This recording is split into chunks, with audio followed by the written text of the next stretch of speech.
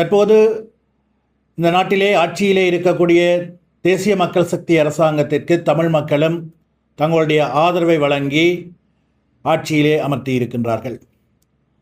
அதற்கு காரணம் தேர்தல் காலங்களிலே தேசிய மக்கள் சக்தி அரசாங்கத்தினால் சொல்லப்பட்ட வாக்குறுதிகள் மீது கொண்ட நம்பிக்கை ஒரு காரணம் என்று சொல்லலாம். அவ்வாறு சொல்லப்பட்ட வாக்குறுதிகளிலே முக்கியமானது தமிழ் மக்களை பொறுத்தவரையில், தமிழ் மக்களுடைய அரசியல் அபிலாஷைகளை பொறுத்தவரையில், தமிழ் மக்கள் 13வது திருத்தச் சட்டத்தின் அடிப்படையிலே உருவாக்கப்பட்டுள்ள மாகாண சபைகள் முறைமையை தங்களுடைய அரசியல் தீர்வு முயற்சியின் ஒரு அங்கமாக அல்லது தங்களுடைய அரசியல் எதிர்பார்ப்புக்கு கிடைத்த ஒரு விடயமாக கருதுகின்றபடியால் தேசிய மக்கள் சக்தி என்பது மாகாண சபை முறைமையை கொள்கை அளவில் ஏற்றுக்கொள்ளாத போதிலும் தமிழ் மக்களுடைய விருப்பத்திற்கேற்ப அந்த மாகாண சபை முறைகளில் எந்தவிதமான பாதிப்புகளையும் ஏற்படுத்தும் வகையில் தேசிய மக்கள் சக்தியினுடைய செயற்பாடுகள் அமையாது என்ற உறுதிமொழி வழங்கப்பட்டிருந்தது. இது தொடர்பிலே ஜனாதிபதி தேர்தலுக்கு முன்னதான காலகட்டத்திலே ஜனாதிபதி அன்றகுமார திசாநாயக்கவன் சொல்லியிருக்கிறார். அவர்களுடைய தேர்தல் விஞ்ஞாபனத்திலும் சொல்லப்பட்டிருக்கிறது. தற்போதும் தேசிய மக்கள் சக்தி அதேபோன்று ஜேவிபியினுடைய தலைவர்கள் இந்த விடயத்தை குறிப்பிட்டு வருகின்றார்கள். அவ்வாறு குறிப்பிட்டு வருகின்ற போதிலும் முன்னெடுக்கப்படுகின்ற செயற்பாடுகள் தமிழ் மக்களுடைய அரசியல் அபிலாஷை அல்லது தமிழ் மக்களுடைய அரசியல் தீர்வு நோக்கத்தை அடிப்படையாக கொண்டு உருவாக்கப்பட்ட மாகாண சபையினுடைய அதிகாரங்களை பலகீனப்படுத்துகின்ற உள்நோக்கத்தோடு செயற்படுத்தப்படுகின்றதோ, சில செயற்பாடுகள் முன்னெடுக்கப்படுகின்றதோ என்ற சந்தேகம் ஆழமாக மக்கள் மத்தியிலே இருக்கின்றது. கடந்த வாரம் நாடாளுமன்றத்திலே தேசிய சூழல் திருத்தச் சட்டம் ஒன்று அறிமுகப்படுத்தப்பட்டிருந்தது, நிறைவேற்றப்பட்டிருக்கிறது. தேசிய சூழல் என்பது 13வது திருத்தச் சட்டத்தின் அடிப்படையில் இணைந்த பட்டியலிலே இருக்கின்ற சூழலிலே அதனை மாகாண சபை சம்மதமின்றி இணைந்த பட்டியலில் இருக்கின்ற விடயங்கள் பொதுவாக மாகாண சபைகளுடைய அங்கீகாரம் அல்லது சம்மதத்தின் அடிப்படையில் நிறைவேற்றப்பட வேண்டும் என்று அரசியலமைப்பிலே சொல்லப்பட்டிருக்கின்ற போதிலும் மாகாண சபைகளுடைய அனுமதியின்றி நாடாளுமன்றத்தினால் நிறைவேற்றப்பட்டிருக்கிறது. அதற்கு சொல்லப்பட்ட காரணம், கடந்த காலங்களிலே சில விடயங்கள், குறிப்பாக கொழும்பு ஃபோர்ட் சிட்டி தொடர்பிலே உருவாக்கப்பட்ட சட்டங்கள் மாகாண சபையினுடைய அங்கீகாரம் இல்லாமல் நிறைவேற்றப்படுவது முடியாத விடயம் என்ற அடிப்படையிலே உயர் நீதிமன்றத்திற்கு எடுத்து செல்லப்பட்ட போது அதற்கு உயர்நீதிமன்றம் வழங்கிய தீர்ப்பின் அடிப்படையில், அதாவது மாகாண சபைகள் இயங்கு நிலையில் இல்லாத சூழலிலே நாடாளுமன்றத்தில் நிறைவேற்றுவதன் ஊடாக குறித்த சட்டங்களை நிறைவேற்ற முடியும், குறித்த விவகாரம் இணைந்த பட்டியலில் இருக்கின்ற போதிலும் அவற்றை நிறைவேற்ற முடியும் என்று சொன்னதன் அடிப்படையில் இந்த விவகாரமும் நிறைவேற்றப்பட்டிருக்கிறது. அவ்வாறு நிறைவேற்றப்பட்ட தேசிய சூழல் திருத்தச் சட்டம் என்பது சட்டத்தின் அடிப்படையிலே சட்ட ரீதியாக சரியான முறையிலே நிறைவேற்றப்பட்டிருக்கின்ற போதிலும் தேசிய மக்கள் சக்தி அரசாங்கம் வழங்கிய வாக்குறுதிக்கு மாறானதாகவே இருக்கின்றது. அதாவது மாகாண சபைகள் ஊடாக தமிழ் மக்கள் அல்லது அதிகார பகிர்வின் அடிப்படையிலே தமிழ் மக்களுடைய அபிலாஷைகளை நிறைவேற்றும் நோக்கோடு வழங்கப்பட்ட அந்த அதிகாரங்களை, மாகாண சபைக்கு வழங்கப்பட்ட அதிகாரங்களை மலினப்படுத்தும் வகையில் அந்த தீர்மானம் அமைந்திருக்கின்றது.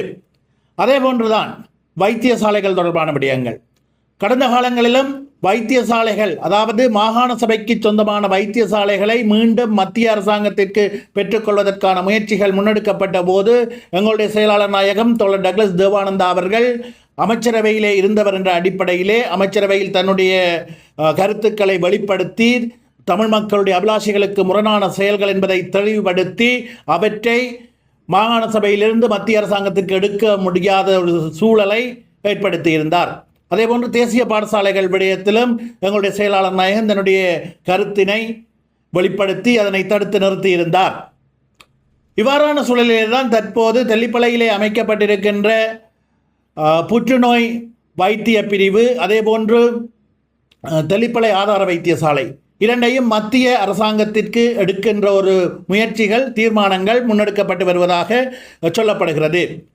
புற்றுநோய் பிரிவு என்பது உண்மையிலேயே அரசியல் அமைப்பை எடுத்துக்கொண்டால் 13வது திருத்தச் சட்டத்தை எடுத்துக்கொண்டால் தேசிய வைத்தியசாலைகள் தவிர்ந்த அனைத்து வைத்தியசாலைகளும் மாகாண சபையின் நிர்வாகத்தின் கால் இருக்க வேண்டும்.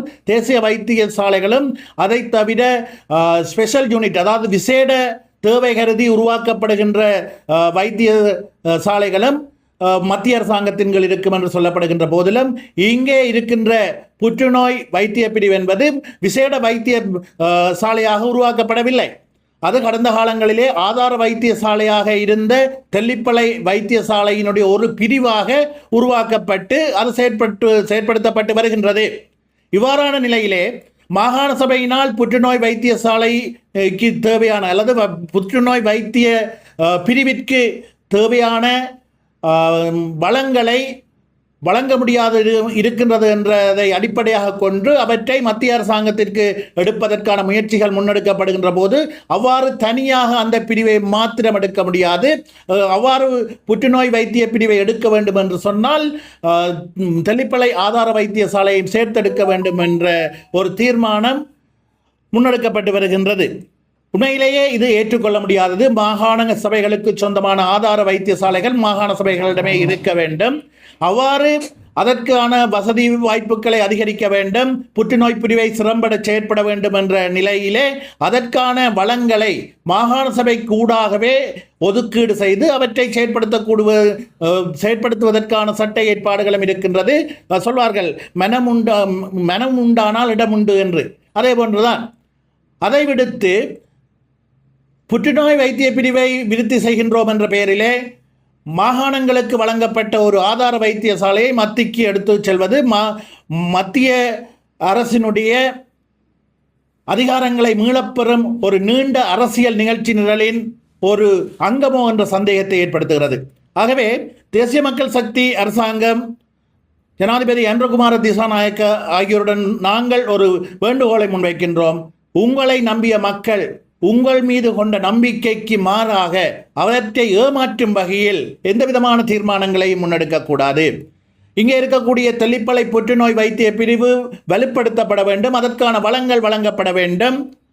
ஆனால் அது இங்கே மாகாண சபையினுடைய கட்டுப்பாட்டில் இருக்கும் வகையிலே அதற்கான ஒரு நிதி ஒதுக்கீடுகளை மாகாண சபை கூடாக வழங்க வேண்டும். இதற்காகவே கடந்த காலங்களில் இளமக்கள் ஜனநாயக கட்சி, அதாவது எங்களுடைய செயலாளர் நாயகத்தோழர் டக்ளஸ் தேவானந்தா பல்வேறு முன்னெடுப்புகளை மேற்கொண்டிருந்தார்.